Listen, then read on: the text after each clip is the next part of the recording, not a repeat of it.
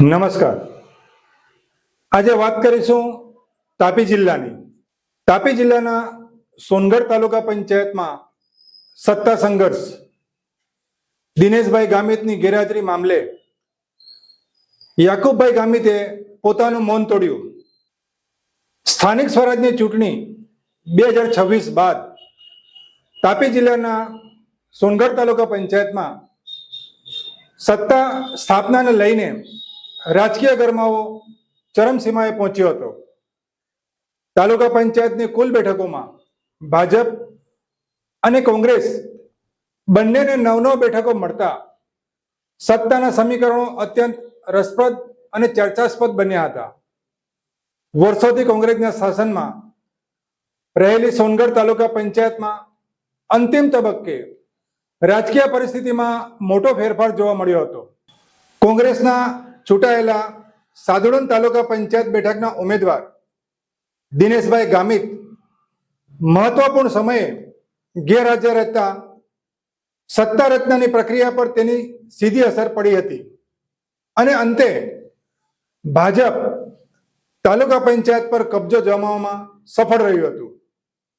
આ ઘટનાએ સમગ્ર તાલુકામાં ચર્ચાઓનું બજાર ગરમાયું હતું અને વિવિધ પ્રકારની અટકળો પણ જોર પકડ્યું હતું.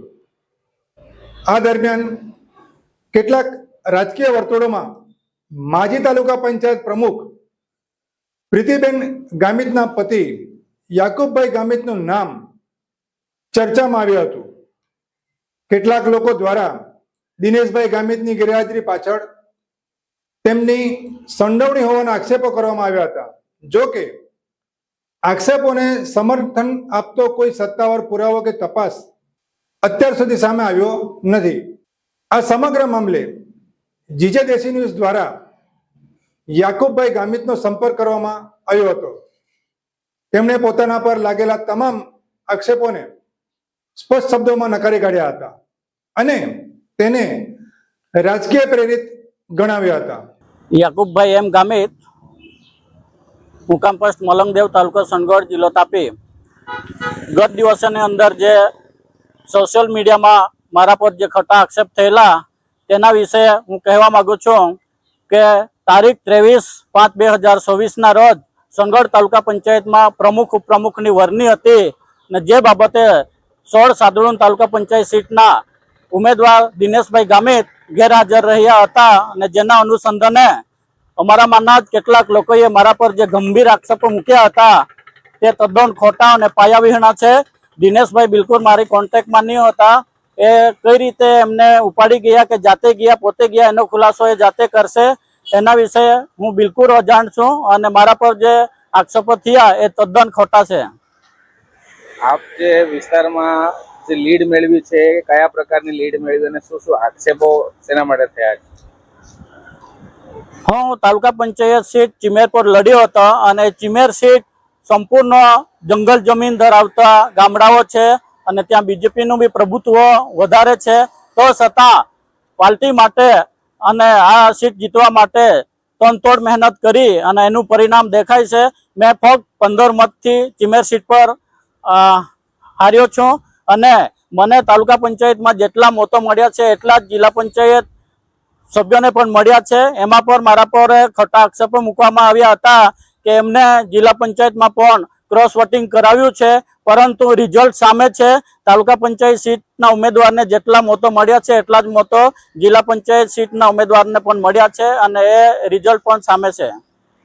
જે દિવસે વરણીનો કાર્યક્રમ હતો એ દિવસે ઉમેદવાર અને આ બંને હાજર નહોતા, જેના કારણે આક્ષેપો થયા. તો એના વિશે આપ શું કહેશો? જે દિવસે પ્રમુખ ઉપપ્રમુખની વરણી હતી એના લગભગ 3 દિવસ પહેલા આ સાદુડન સીટના ઉમેદવાર એટલે કે ચૂંટાયેલા સભ્ય દિનેશ ગામિત એ ગાયબ હતા અને એની શોધખોળ માટે અમે તનતોડ મહેનત કરી હતી. તો છતાં એમની કોઈ અમને જાણકારી મળી ન હતી અને જે દિવસે પ્રમુખ ઉપપ્રમુખની વરણી હતી એ દિવસે એ ન મળ્યા. એના લીધે મેં ત્યાં ગેરહાજર હતો અને એક સામાજિક પ્રસંગ પણ હતો. એના લીધે મારું આખું ગામ અને મારું પરિવાર સાથે અમે ઉચ્છલ તાલુકામાં નારણપુર ગામે એક સામાજિક પ્રસંગમાં જોડાયા હતા. યાકુબભાઈ ગામિતે જણાવ્યું હતું કે મારા પર કરવામાં આવેલા આક્ષેપો સંપૂર્ણપણે પાયાવિહોણા છે.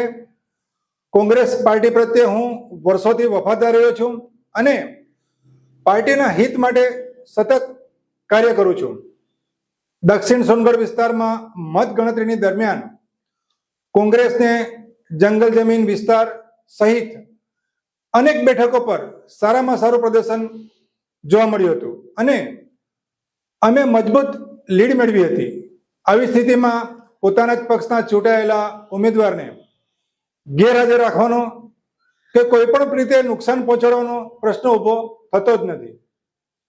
તેમણે વધુમાં જણાવ્યું કે કોંગ્રેસ પક્ષ પાસે હું પહેલેથી જ કોંગ્રેસનો એક વફાદાર સૈનિક છું અને પક્ષ માટે ઘણું બધું કામ કર્યું છે અને આગળ પણ કરતા રહીશ.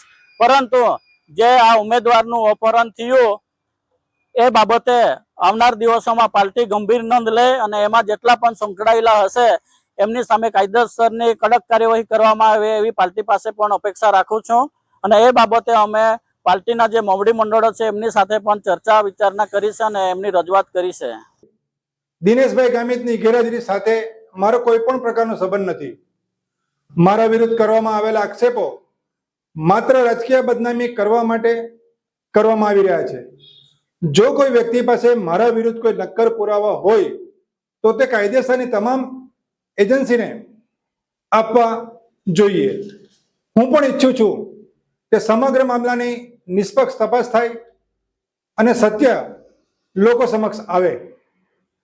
યાકુબભાઈ ગામિતે એવો પણ દાવો કર્યો હતો કે ચૂંટણી દરમિયાન કોંગ્રેસના કાર્યકરો અને આગેવાનો દ્વારા એકજૂટ થઈ મહેનત કરવામાં આવી હતી, જેના પરિણામે અનેક વિસ્તારોમાં પક્ષને સારો પ્રતિસાદ મળ્યો હતો.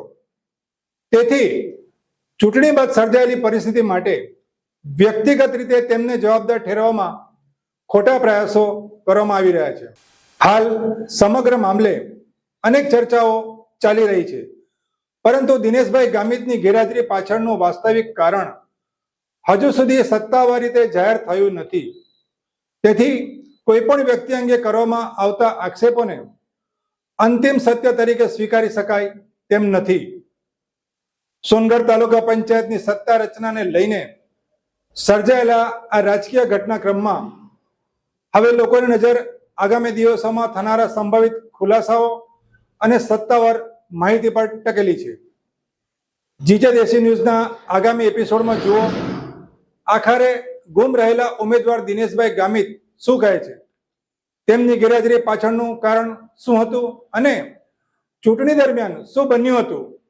જાણો સમગ્ર ઘટનાક્રમને તેમની જ વાર્તામાં.